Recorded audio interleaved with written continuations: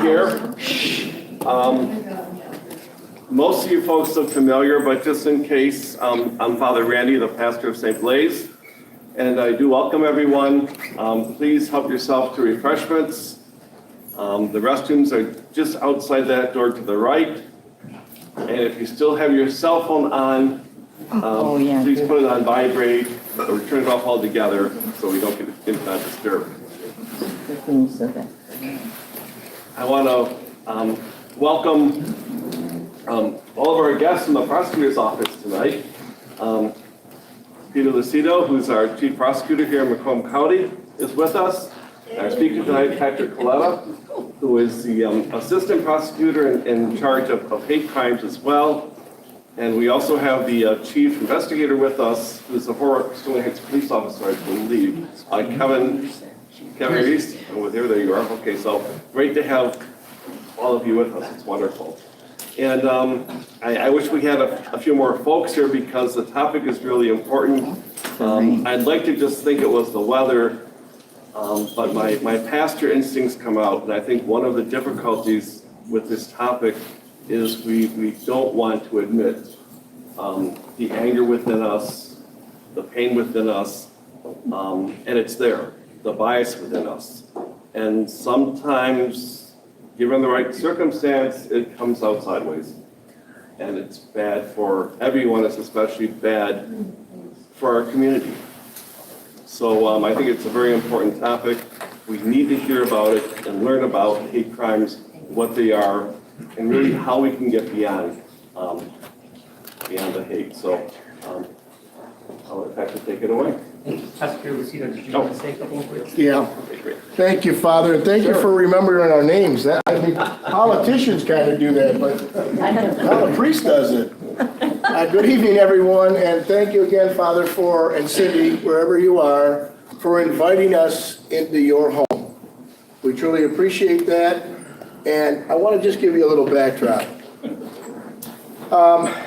It wasn't easy growing up, because I came from a small Italian family, 8 children. In fact, my oldest sister, Antoinette, and my brother-in-law, Gil, are here tonight and belong to this parish. That didn't get me in, so I don't owe her any favors, okay? But what really made a difference in my life was I always thought a job should be something that, you would love to get up out of bed, that you'd never want to stop doing. And my calling, as I told Father tonight, was the law business. And it wasn't because of any other reason. I didn't want to represent, big wigs and all that stuff. I wanted to represent the underdogs, the ones that didn't have. And I always thought that would make me a stronger person. And it would make me a better person, because when I was growing up, things I did in this 8-person, mom and dad make 10 Italian family was, we would look at different strengths and weaknesses within all of us. And me going to school gave me an opportunity, and it was all local, Macomb and Oakland and Central Michigan at night for my master's and then law school. But I had chances to journey through things, which was, I had a chance to become a probation officer while I was at Oakland University over in Oakland County. You can all hear me in the back, right? If you can, I'll turn my hearing aid up, okay? Well, I'm a senior too, and I know I look great being a senior, but let me tell you how this works. I went into the probation department, then I went into the parole office, and then when I was done, I became a public defender while I was going my last 2 years of law school to Detroit College of Law. And then I stayed there for another year and then got into private practice. And for over 30 years, I practiced before I went to the legislature, because what does an old, worn-out attorney do? Never worn out. You become a legislator because you want to change the laws that you saw that were what? Not working for the people. And criminal justice is always, not sometimes, has always been in my wheelhouse. I loved criminal justice. I always try to figure a way of why do people do what they do? And I started to realize all of us didn't grow up the same way. Some people grew up in foster care. Some people grew up in single-family homes. Some people grew in broken homes. So what their challenges were may not have been like everyone in this room. the challenges that they had, and we did some statistical studies about how many went into foster care, and then from there, how many went to prison. And we started realizing that there was a relationship between those that were given things that were different than others that weren't. There's no difference in the criminal justice system. Those that have may have better justice than those that have not. States try to fix that now with the MIDC, which is the Michigan Indigent Defense Council, which means that everybody has the same that the prosecutor really has, which is you can get experts and you can get people to be investigators and go through these litany of things that what all of us should have if we're going to make it a fair system. Now, what brought about the hate crimes? Because we're there now. If you all have a pamphlet, that's great. Like Father said, it's something not talked about, but it sure is coming through our office. And I'm going to tell you, we're sitting here in Sterling Heights. You want to know about demographics? You want to know about national origin? You are in the most diverse city. And, you know, my chief investigator, Kevin Reese, who was a police officer, how many years, Kevin? 30. 30 years. And then he's joined me over there at the prosecutor's office. I said, Kevin, what did you realize as a result of being a cop on the street for 30 years in Sterling? He said, we had the Albanians, the Yugoslavians, the Chaldeans. We had, you know, German, Italians, Polish. I mean, a melting pot of nationalities, a melting pot of culture. But people didn't understand everybody's culture. And they didn't understand how one lives that comes here from another world. Remember, Grandma and Grandpa Lucido came here on a boat a long time ago, and they could probably tell me stories if they were alive. But I can surely tell you this, when people don't understand each other, hatred sets in pretty heavy. And when somebody doesn't look the same, and somebody doesn't talk the same, and somebody doesn't do everything you do, or somebody else, hatred should not occur. And it's gone to a point of where a hate crime now, even though we put it together, and even though we got it grant funded, which means what? For you local people here, there's none of your tax dollars that are paying for this. This came out of Washington, D.C. on a Department of Justice grant. And I was so blessed that we were one of four, Pat? 4 counties. One of 4 counties in the entire nation. Oh. In the entire nation Oh. that got this money because I saw a sense of need, that we would come in, bring in the best of the best, and wait till you meet this guy. I'm going to tell you, blow you away, because I knew after we were given the award for the grant. And how much is it, Pat? $800,000. $800,000, and how many years is it, Pat? 4.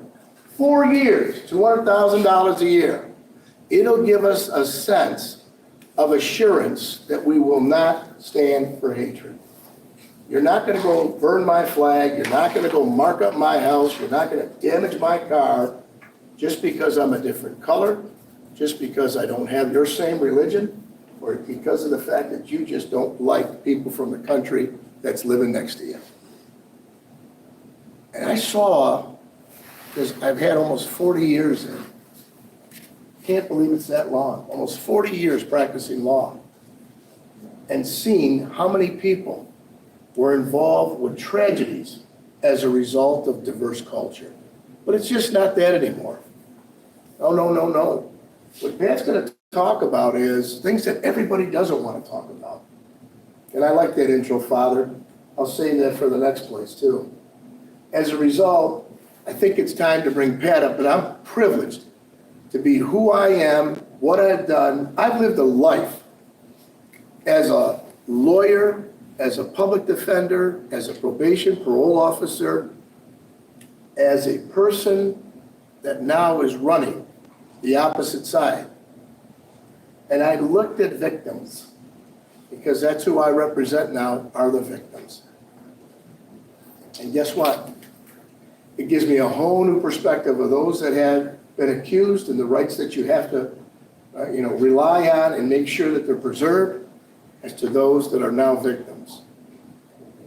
Pat is the real deal, and he's been going out and he's been talking in the community, because this outreach program that we're talking here tonight, this is on our time, but it's necessary.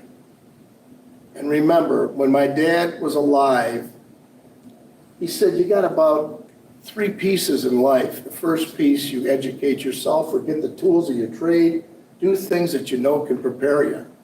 The next 30 years, give it, I can't say hell, Father, because that would be wrong in church, but give it all you got, as much as you got, and then the next 30 years, think about giving back and making the world a better place, leaving the imprint that only the Lord will know that you did something for him and did the right thing. So let me bring Pat up, because he's looking at doing the right thing. This is Pat Coletta, and he's going to tell you about his background. Thank you for having me. Thank you. Thank you, Pete. I hope I can live up to the introduction. That was very kind. Thank you. I'm getting the rock star treatment at St. Blaise tonight. I've never worn a wireless microphone. It's turned on. Oh, and it's turned off. Oh, Hold on, jeez. hold it down. The light comes on. How about now? How are we doing? Yeah. Okay, great. So anyway, thanks again, Pete. I appreciate everything.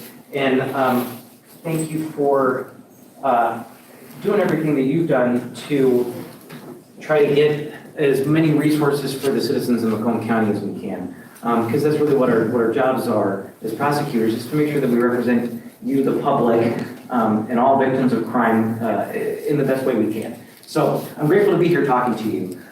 This is Hate Crimes 101.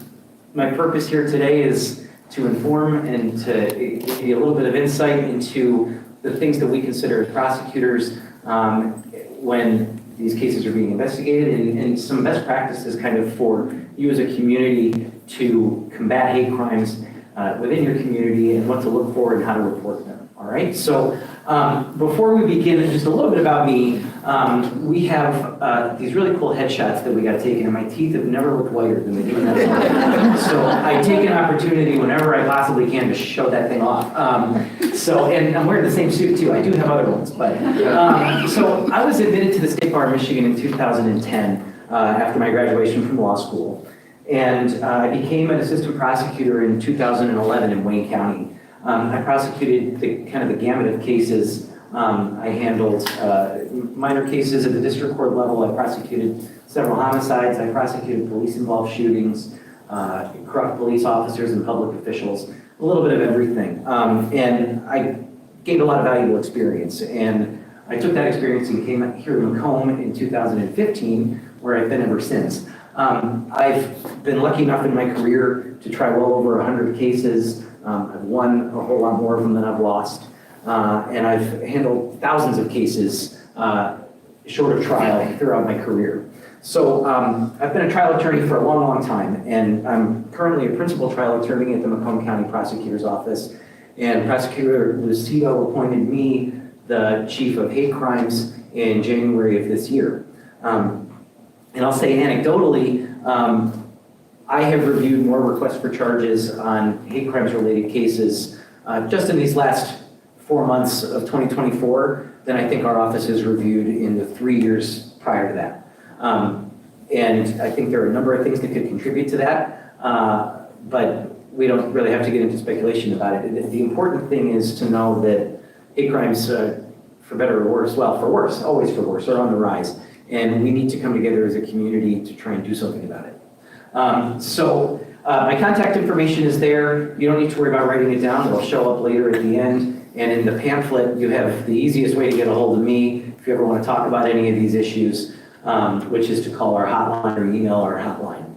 So anyhow, so we're going to start off with what a hate crime is. There are a few other things that I wanted to tell you. And I'm going to try not to rely too much on notes. I try to be a little more off the cuff and natural, but there are certain parts of this you're going to see me a little bit focused on my computer. So thanks for your patience with that. And a little bit more about my biography. I mentioned it. I've been a trial attorney my whole career. The public speaking in this context, outside of a courtroom, is a little bit new to me. And I always like to relate things that happen in this kind of a setting to some of the things I'm used to in a trial setting. And one of my favorite parts about trying a case is the jury selection.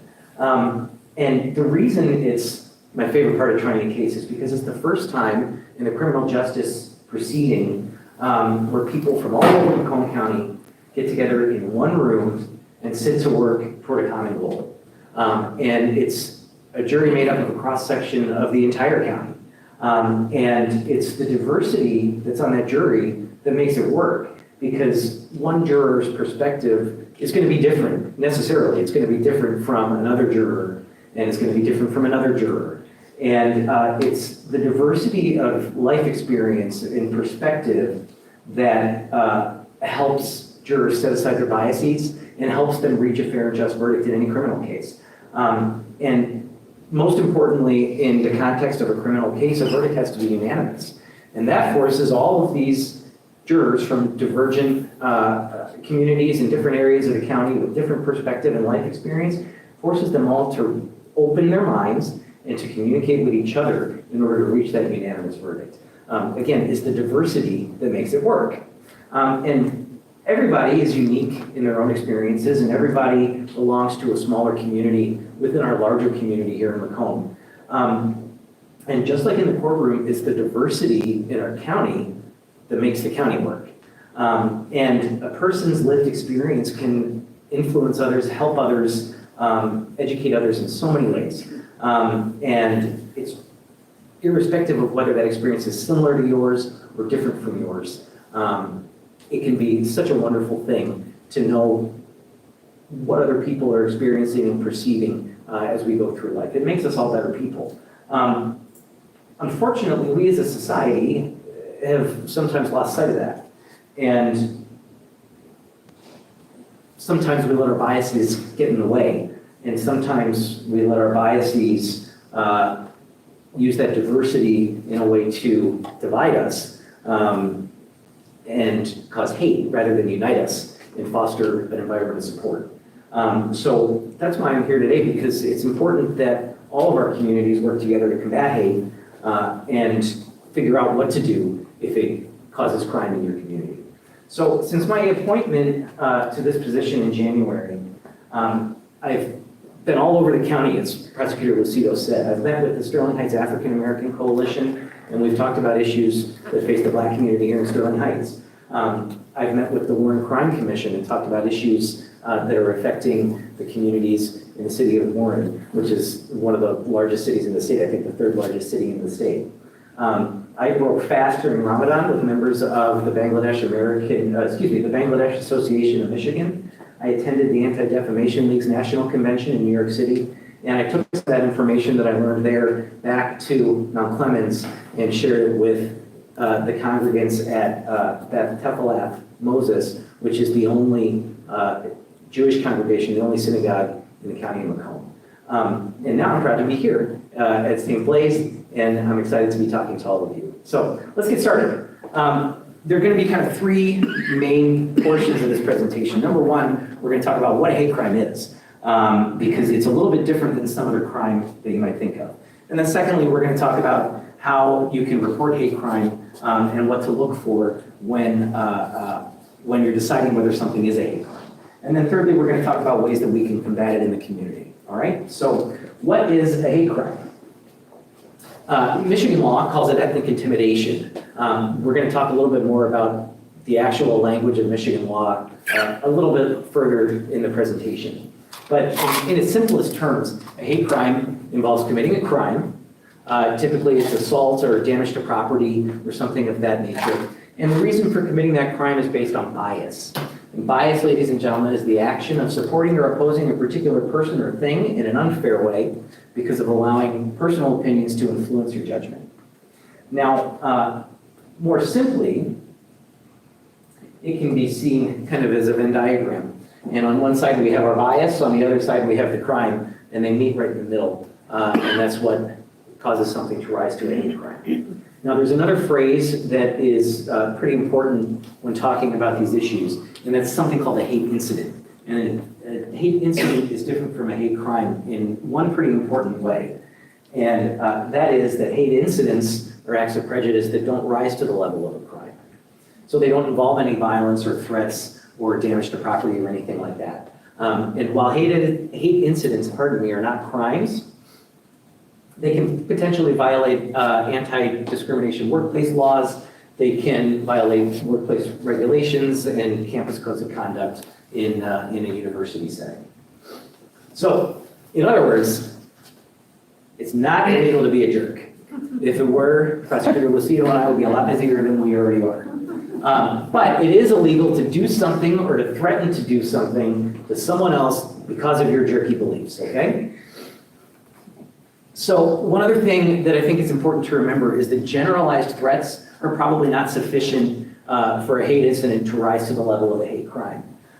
For example, if a bad guy says, I want to kill all the Jews because they're Jewish, that's probably not a hate crime. There's got to be a more specific targeted threat. So if the bad guy says, I want to kill you because you're Jewish, then he's committed a hate crime. Now, it's important to track hate incidents and hate crimes and report them to the relevant authorities, and we'll talk more about that a little bit later. And it's because, well, we'll get to that in just a moment. So let's talk about why we need hate crimes, because we have all these other laws on the books, right? So why do we need something special just because it's bias that's causing the crime to happen? Well, like it or not, our country has sort of an inglorious history of discrimination, and it's important to talk about so that we can contextualize all these things. So when we start, let's look at religious discrimination. This was in the late 1800s, ladies and gentlemen, 1894. There was a group called the American Protective Association. They were an anti-Catholic group, and they put out anti-Catholic propaganda to frame the Catholic Church as a sea monster wrapping all of its tentacles around the various seats of government in our country. This gentleman here is Father James Coyle. He was a Catholic priest. He was murdered in 1921 by a Ku Klux Klan member for performing an interracial marriage. In addition to religious discrimination, we have a history of employment discrimination in this country. You're seeing help wanted ads that indicate pretty clearly if you're Irish or Italian or Jewish, you don't need to apply for this job. A little bit more difficult to see, I wonder, well, my laser pointer is not going to work on the screen, sorry. On the left of the screen there, you see something that says The Wasp on top. That's a magazine from the late 1800s that was published in California. And it says, the caption at the bottom in small print, it says, the Chinese, many-handed but soulless. So it's not just Irish, it's not just Italian, it's everybody who was emigrating to this country back in the late 1800s and early 1900s. And if we fast forward to World War II, we see a photograph here of a Japanese internment camp. Japanese Americans were famously rounded up during World War II in case they had sympathies with the Japanese army. That particular image is from a camp in Santa Anita, California in 1922. Additionally, Nazism took hold a little bit in this country during the war. In 1939, there was a pretty well-attended Nazi rally at Madison Square Garden in New York City. And racial discrimination, as everybody knows, I think it goes without saying, has been an issue in this country for quite some time. There are a number of images that you're going to see on the screen, and the top left is the famous separate but equal water fountains. That's particularly in North Carolina in 1950. In the upper center there, you see something called the Burwood Wall. I'm just curious, has anybody heard of that before? Show of hands. I see a few. There was a developer on the northwest side of Detroit who wanted to build a fancy neighborhood for white people to live in, but he couldn't get financing because it was next to a black neighborhood. So to solve that problem, he just built a wall right on the property line, and then he got his financing. On the top right, obviously, is a Ku Klux Klan rally with a burning cross. On the bottom right, we see the race riots in Detroit in 1967. It caused untold damage by way of fire, and certainly violence too, but this image depicts some of the fire damage from arson. In the bottom left, we see the integration of Little Rock Central High School and the emotions that certainly stoked for certain people who were involved. And then in the center, this was in 1976, ladies and gentlemen, not in the 50s or 60s, 1976. They were desegregating the busing system in Boston, and that image was taken during the protests that were associated with that effort. Now, if we fast forward to today, we still have discrimination and hatred happening, but it takes on a little bit of a different tone, just because as times change, everything in those times tends to change a little bit too. Now, if we all remember back in the COVID-19 pandemic, the image on the top left is reflective of some anti-Asian sentiment, specifically anti-Chinese sentiment, because of the supposed origins of the COVID-19 virus. That's a conversation for another day. But it's an important image to see, I think. And then if we look in the top center there, that's an image from a gay nightclub called Pulse in Orlando. There were 49 people killed in 2016 at Pulse nightclub in a mass shooting. There were another 53 who were injured. And then if we look at the bottom right, that's an image of a man named Ahmaud Arbery. He was out for a jog in his neighborhood in 2020, and he was murdered by 3 men in a racially motivated hate crime. It doesn't just stop there though, ladies and gentlemen. We're still dealing with religious discrimination even today. This was an image of the Islamic Center of America in Dearborn in 2016 that's covered with anti-Muslim graffiti. And here we have the Cape Cod Synagogue in Hyannis, Massachusetts, with the swastika on the sign. That was in 2013.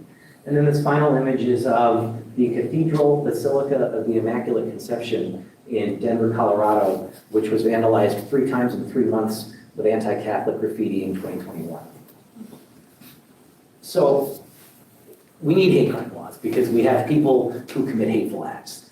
And it's important to remember, ladies and gentlemen, hate crimes, they don't just affect the victim of, the targeted victim of the crime, excuse me, but they victimize others who are like them.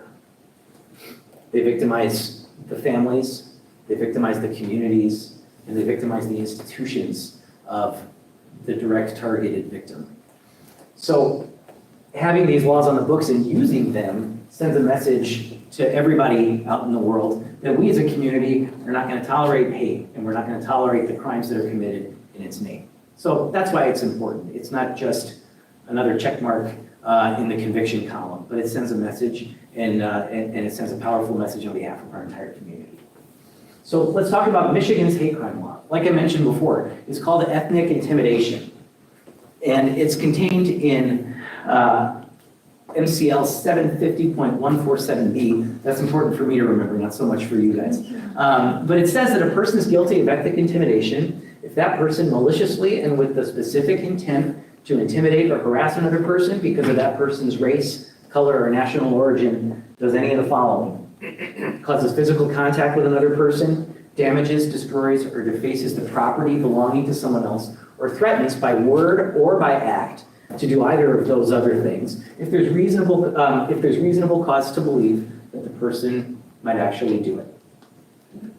It is a felony in Michigan. It's punishable by up to 2 years in prison.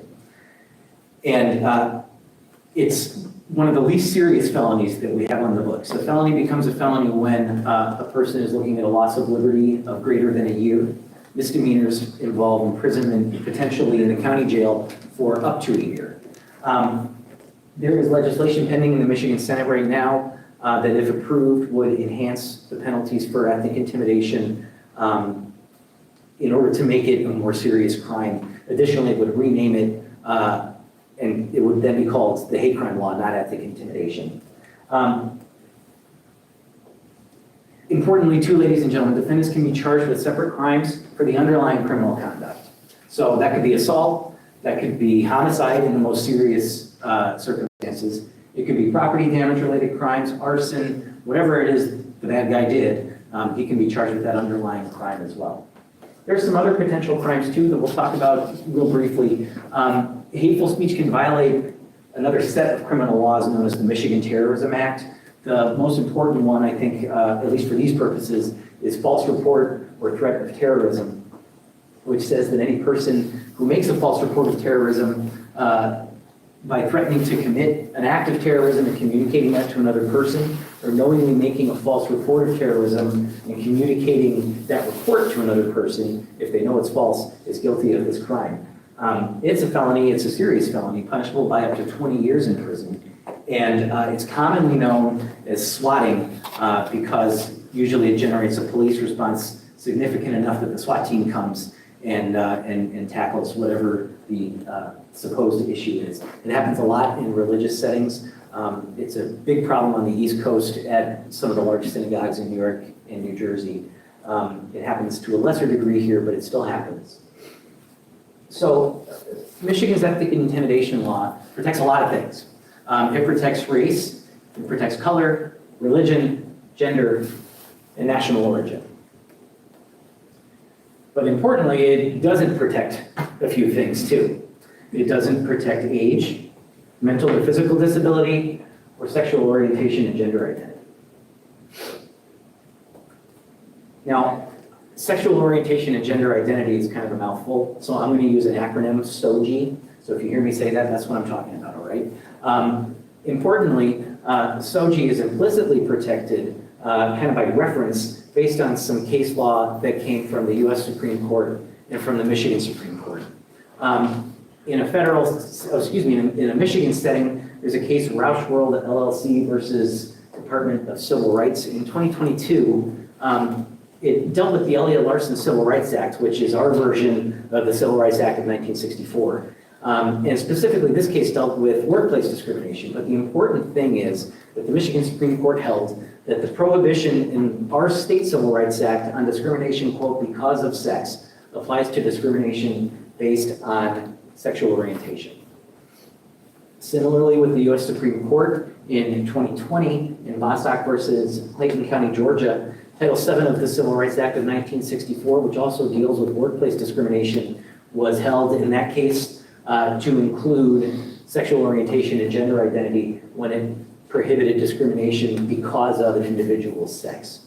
So it's been expanded in that civil setting. There are a couple of prosecutors who I've spoken with who aren't waiting for Michigan's criminal law to catch up. I mentioned that proposed legislation again that would make hate crimes a little bit more serious in terms of punishment. It also expands the protected classes in our current hate crime law to include the three things that we've discussed: age, mental or physical disability, and sexual orientation and gender identity. But there's some prosecutors who aren't waiting. They've relied on these Supreme Court cases to sort of bootstrap charges based on sexual orientation and gender identity or age or mental or physical disability and charge ethnic intimidation based on this case law. I'm not aware that any of it has been turned over or reversed or anything yet, but it's relatively new, just since 2022. So before we go on, I want to preface the next part of our discussion because I know that the Roman Catholic Church has some thoughts about where people who fall on the LGBTQ spectrum fit within the church. I don't necessarily want to have a discussion about that tonight. I lost my notes. Give me one moment, thank you. That's a discussion for another day. It wouldn't be appropriate for me to stand up here and tell you what the church says is right or wrong, or to tell you if you have your own opinions what's right or wrong. It'd be irresponsible of me to do that in this setting, and frankly, it would insult your intelligence. You all have brains and you're capable of using them, all right? My purpose here is just to inform you, because each and every one of you in this room is inevitably going to know somebody who is differently situated than you are in this realm. And it could be a coworker, it could be a neighbor, it could be a friend, it could be a family member, or just the barista at Starbucks down the street. But it's important to talk about because just like the law requires that we respect people for their race, their religion, their national origin, their ethnicity, the law also now requires us to respect people based on sexual orientation and gender identity. So it's important information for you to know. So with that said, sexual orientation and gender identity is a little different from these other protected classes that we talk about because since 1964, we've had federally protected classes for race, gender, national origin, and ethnicity. So they're well established, at least in the pantheon of protected classes in America. The other thing that is a little bit different about these traditional classes is that they're easy to identify most of the time or very often just based on looking at a person. So we're going to go through just a few images. I'm sure all of you know the man on the top left. That is famous Hasidic Jewish reggae singer Matisyahu. He's had some marginal hits. Maybe it hasn't made its way into Sterling Heights. And then up in the top center, probably you recognize Mother Angelica, the founder of Eternal World Television Network. We have beloved Korean-American actor Daniel Day Kim from the hit TV show Lost. And then we have U.S. Representative Ilhan Omar from Minnesota. She's a congressperson and a Muslim, and you can see that based on the hijab that she wears. And then perhaps the most exciting person on the screen, Oprah Winfrey, everyone's favorite daytime talk show host, is obviously a Black woman. Now, sexual orientation and gender identity, like I said, it's newer in the public consciousness. Again, it wasn't federally protected until 2020 in that Bostock case we talked about. Michigan's Civil Rights Act was expanded in 2023, the language of the actual act, not just case law. Expanded to prohibit discrimination based on sexual orientation and gender identity or expression. And I'll say, growing up in the 90s, I'm 40. I still look 25, thank you, I appreciate that. I'm 40, and when I was growing up in the 90s, which feels like a long time ago to me, I know it's not, I had a family member tell me that if he ever found out I was gay, he would never talk to me again. I had family members 30 years ago willing to disown me over my sexual orientation. If we fast forward a little bit to 2004, that's the first time I ever personally knew somebody who was out as gay. And I was a junior at the time in the School of Music, Theater, and Dance at the University of Michigan, which is probably the most accepting school, one of the most liberal universities in the country. And my friend who came out to me was so nervous about it that he wanted to do it in private and was afraid that I was going to be upset that he was telling me his sexual orientation in 2004. In 2014, Michael Sam was the first openly gay football player drafted into the NFL. In 2015, we finally had gay marriage legalized on a federal level. And then in 2016, the State Bar of Michigan, which has 42, they call them sections, for lawyers that share the same practice area or the same practice interest, to network and share ideas and things like that. 42 of them, they didn't have an LGBTQ section in the State Bar until 2016. So it's new in terms of finally recognizing it and respecting it and talking about it. And one of the things, again, that makes it so different is you can't always tell, based on looking at somebody, what their sexual orientation is, what their gender identity is, which is why it's really important to know some of this information that we're going to discuss. So on the top left here, we have a woman named Laverne Cox. She's an actress. She's a trans woman. And next to her is a picture of Billie Holiday, the famous singer from the 1920s, who was lesbian even back then in the 1920s. And next to her is Sally Ride, the first American woman in space. She was lesbian as well. On the bottom left, we all probably recognize Rock Hudson. I'm sure our heart rate started clicking a little bit. He's a famous actor, and he was gay in the 50s and 60s when it just wasn't something that was talked about.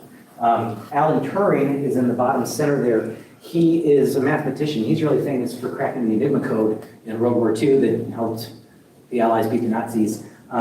He was actually prosecuted in Britain for being gay and was ultimately pardoned after he died in 2017.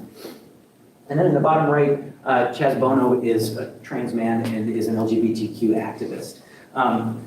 You can't look at those individuals on the screen and know their sexual orientation and gender identity. So because of that, and because of the recency sort of in the national conversation, I have kind of developed a glossary of common terms that is helpful for everybody to know. I'll confess my ignorance. I didn't know what all of these meant when I started in this position and doing all of my research. So these are important things for you to have just a sense of, everybody. And so sexual orientation, that's a person's identity in relation to the gender or genders to which they're sexually attracted. And the phrases you might hear are straight, gay, lesbian, bisexual, pansexual, several other things. Gender is a set of expectations from society about our behaviors, characteristics, and thoughts. It's unique to each culture. Each culture has standards about what is expected of certain genders. It's usually a binary, male and female, but it's not about body parts. It's about what the outward expectations are for a male or a female. It's how you're supposed to act because of your sex. Now, gender identity is a person's deeply held internal sense of being male, female, both, or neither. Gender expression is the way that a person expresses their gender through dress, grooming, mannerisms, and other characteristics. Now, cisgender is a person who has the same gender identity that they were assigned at birth. I have a gender identity as a man, I was born male. Non-binary describes gender identities that do not fit within the binary of male or female. They're often demonstrated by an X on public documents, like driver's licenses, passports. Did I lose my thing? I lost my thing. Can everybody still hear me? Oh, it is, thank you.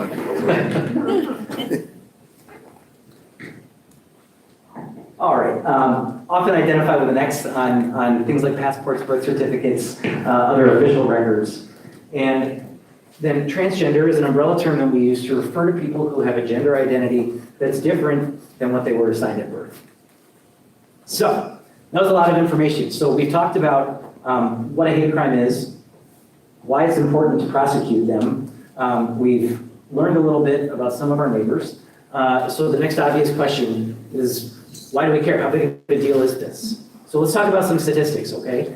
2022 is the most recent year that we have federal data available to us from the Department of Justice. In 2022, there were 11,288 single bias incidents that affected 13,278 victims. That's a lot of people. There were an additional 346 incidents with multiple biases, with another 433 victims.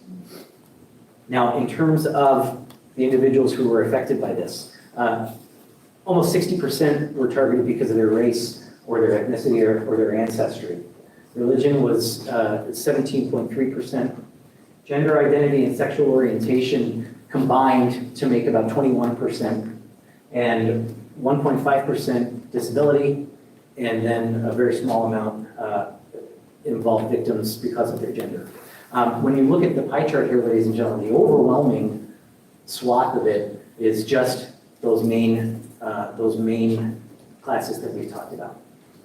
Now, among all the hate crimes that were reported, 66% of them involved crimes against a person, 31.8% involved crimes against property, and then 2.1% others. In terms of the individuals who are committing these crimes, we know about 10,299 of those offenders. 51% were white, 21% were black, 17.4% were an unknown race, and in terms of ethnicity, 12.8% were Hispanic or Latino, 48.9% were not, and we just don't know, or there are multiple ethnicities in the remainder of the incidents. Now, in terms of age, 80.6% of individuals who committed hate crimes in 2022 were at least 18 years of age. And they happen everywhere, and that's another reason why this is really important. It's not just limited to places of worship or to schools, and those are big parts of it, obviously. But as we see here, 26.8% were committed in or near a person's home. 15%, a little more than 15% on highways and roads. 10.2% were at schools or colleges. 5.8% in parking lots. 2.7% in restaurants. 3.6% in churches, synagogues, other places of worship. 3.3% at parks or playgrounds, and then about 10%, we weren't sure, and 22% at multiple locations. So this is happening in our communities, and it's happening everywhere you could think of in our communities. Now, there is a nonprofit group called the Southern Poverty Law Center. Perhaps you've heard of it. They, every year, go through all of the national statistics that were reported. And they look for signs of organized hate groups or anti-government groups in the United States. In 2022, they identified 1,225 hate and anti-government groups around the country. 702 of them were anti-government, but that means 523 organized hate groups are in the United States. And they call it the hate map. And that's it. That's the distribution of all of these groups right there for us to look at. Now, there are some things that you can look for when you're an individual who either has witnessed a crime or has unfortunately experienced a crime. One of those things that can help you say, hey, maybe this is a hate crime, is a perception by the victim or the witness that they were singled out because of their status in a protected class. In other words, the bad guy picked you because of your insert status here. Secondly, there might be written or oral comments by the offender that could indicate bias, like racial slurs or ethnic slurs. The date of the offense could coincide with a significant date in the history of the protected class. For example, with Juneteenth or the anniversary of the Stonewall riots, or Eid al-Fitr or Rosh Hashanah. Those dates that have meaning to the protected class often can be the day that these crimes fall on. Differences in race, religion, or another characteristic between the victim and the offender, or organized hate group activity in your area. And we're going to talk about some ways where you can know that in a little bit. So hopefully none of you is ever a victim of a hate crime. But if you are, there are some things you can do. Number one, obviously go to the hospital or call 911 if you're in danger or if you need medical treatment. Call 911 to report the crime if you're in danger. Otherwise, you can go at a later time and call the non-emergency line or go to the precinct in person and make that report. If you have questions about what you experienced, that's the hotlines that I mentioned. They're included in your pamphlet, 833-NO-MORE-HATE and hatecrimes@macombgov.org. It makes us sound really fancy. In reality, that all just goes straight to my desk. So if you call any of that, you'll get to talk to me again. So it's important, though, too, like we talked about earlier, to report the hate crime or the hate incident, either one, to the federal agencies. That's the FBI and the Civil Rights Division at the Department of Justice. They're the ones who keep all these statistics, and it's important so we can understand what the trends are, even down to a more local level. Now, there's some things that you can do as a community, and I'm here speaking at a church. There are things that are specific that are very helpful for religious institutions, and we'll get to that. But just in general, the things you can do in your community. You can speak out against hate and intolerance. That's a great place to start. You can have community rallies to support victims of hate crime or offer support directly to them. You can establish a commission that could be made of local law enforcement or government or school and religious leaders, community organizations, and other citizens to promote hate crime prevention and awareness, which is kind of what we're doing today. So we're already off to a good start. And there are a couple other ones that are really easy. It's be a good neighbor and be a good person. And I think we can all do that. And I think it's something that we're all naturally inclined to do. Now, I mentioned there are some things specific to places of worship. And it involves enhanced security at your place of worship. So the FBI and the Cybersecurity and Infrastructure Security Agency, we'll just use CISA. I'd never heard of them until I was learning about this. They have come up with kind of a 6-step plan that's sort of a best aspirational practice for you to implement here at the church or any other place where you're visiting us from. And step 1 is understanding what your risk is. So the Department of Homeland Security publishes a National Terrorism Advisory System bulletin, and you can use that to help you monitor and understand what the national trends and developments are. You can have contact with local law enforcement agencies, your local FBI field office. The Department of Homeland Security has local intelligence officers that you can reach out to, and you can reach out to other places of worship here in Sterling Heights or in Macomb County or Southeast Michigan to see what, if any, localized threats there are and develop an understanding of what they are. Another important thing is that you can perform here a security self-assessment. There are tools online for you to do that, or you can contact the FBI or the CISA or your local law enforcement agency for help in conducting that assessment. It's designed to help you figure out what your vulnerabilities might be, either here at the church or any other religious institution. And along with that, ladies and gentlemen, you want to try and understand your space. What does that mean? Well, we want to evaluate the facility through a layered security approach, which considers the outer, middle, and interior of the facility. Again, there's tools online for this. I have links in this presentation, but I gave some of the church leadership actual hard copies that contain web addresses, so your church administration will have all these resources as well. And then step 3, you want to develop and practice a plan. So we don't only want to create a security action plan based on this assessment that we're going to do, but we want to practice it so that there can be muscle memory, so that if something does happen, then everybody just jumps into action mode and knows what to do. And we want to inform and educate the greeters here at the church, which involves teaching them to identify any suspicious behaviors that might possibly prevent an attack through de-escalation techniques, which again can be found in these online resources. And we want to teach people to recognize terrorism-related suspicious activity and how to report that activity to your local law enforcement or to another person of authority. And you've heard this phrase before. We're from the government and we're here to help, but this time, really, it's good. FEMA has grants that you can apply for as a church to help you enhance your security measures.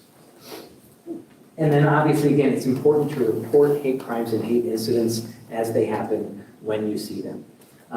Again, local law enforcement and the FBI, I mentioned those 2 places where to report them on a national level before. So there is a non-exhaustive list of resources here, and I can forward this to your church administration if it's something you think you might want to have. If you don't see something that fits what you're looking for up there, call me on the hotline and we can try and find something else, okay? So the important ones are, I think, the ones that I want to highlight anyway, are our hate crime hotline, the crime victim advocates at the Macomb County Prosecutor's Office. They just got done celebrating Crime Victim Week, which involves embracing and celebrating survivors of crime, and so they're eager to get back to their day jobs and help as many people as they can. There are other departments you can call, nonprofits that deal specifically with the LGBTQ community or the African American community or the Islamic community or the Jewish community.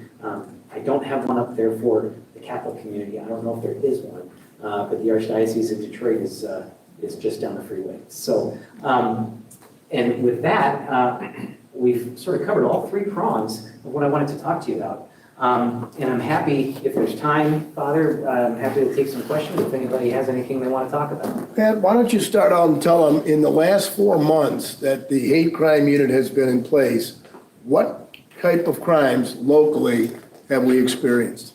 So, yeah, it had some issues that we've dealt with right here in Sterling Heights, right on Dodge Park, right at Dodge Park in 15 Mile, in fact.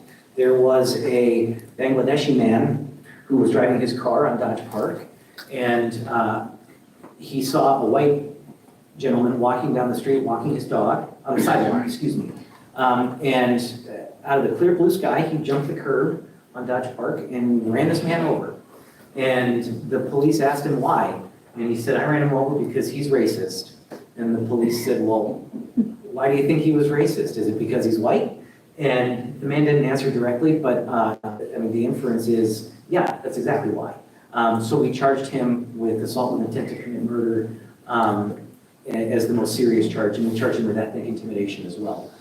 We had another case in Clinton Township at a Walmart. There was a black family that was accosted and attacked by a man wielding 2 pocket knives just for being black and shopping at the store. And I've reviewed 7 or 8 other requests for charges. I've charged most of them with some type of crime, whether ethnic intimidation or something else. But it's been a busy year so far, that's for sure. Also, just let me follow up and then open it up. I've noticed that there's been underreporting. Why is there underreporting that is happening? Thank you. Yeah, and I think a big problem with underreporting, and Detective Reese Chief Reese now, would tell you, in his time at the Sterling Heights Police Department, they were getting callbacks from the Department of Justice and the FBI saying, hey, your hate crime numbers are really low. There's no way a community the size of Sterling Heights had this few hate crimes. And the lack of reporting, I think, comes down to a couple of important things. Distrust of law enforcement by these affected communities, I think, is a big part of it.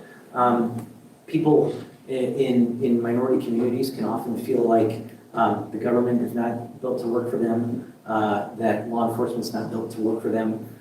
And the way we combat that is by doing just like what we're doing here. We get out, we communicate, we build relationships, and we try to tell people that really we do like to be here and help. I hope that you learned something tonight, and I'm glad, and we're very blessed to have Patrick in the unit as the chief, and to be able to go out in the community, and this is part of the job. Educate, but at the same time, those crimes that come about, making sure they're prosecuted properly and giving the best chance for the victims. Can you tell us the name of that law again that you want us to talk to our senators? Elliot Larson? Elliot Larson? Yeah, so what happened was up at the federal level, the Elliot Larson law was enshrined and already had provisions for protections for the different classes of people, but the state law did not. So Jeremy Moss, Senator Jeremy Moss, expanded the Elliot Larson to include those other classes that were enshrined in federal law to bring it to state law so they mirror each other. Is there a But- number or something we should? The pending legislation that you want to refer to is the hate crime bill that is currently in the Senate, though. If you And also reference the the- hate crime bill, that's how you can include them in. Okay. Hate crime bill, but also the penalties will be increased. Yep. Because 2 years didn't seem right. 2 years just doesn't seem right when you have, felonious assault, which is a 4-year felony, but somebody who commits a hate crime and beats up somebody because of hatred, 2 years, that doesn't seem equal justice. Have a good evening, everybody. Be everybody. safe and stay dry.